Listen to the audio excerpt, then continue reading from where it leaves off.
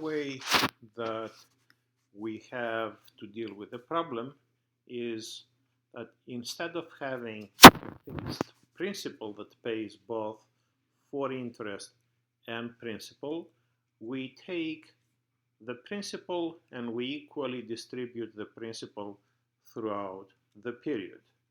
This way, the entire period we pay the same amount.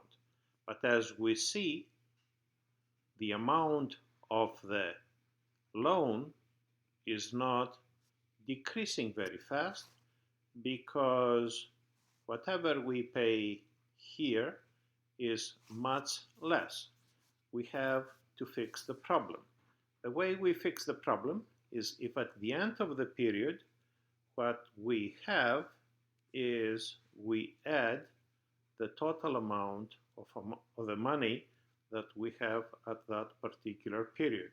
So if at this period, the last period, we pay everything that is accumulated the period before on top of the interest that is paid for that period and the total payment, then the loan is completely forgiven, and we have to see what is happening with the case that we have here.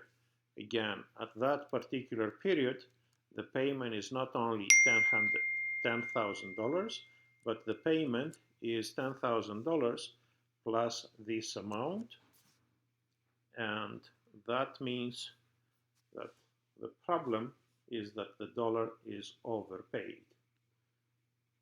If it's overpaid, we need to fix the problem of being overpaid.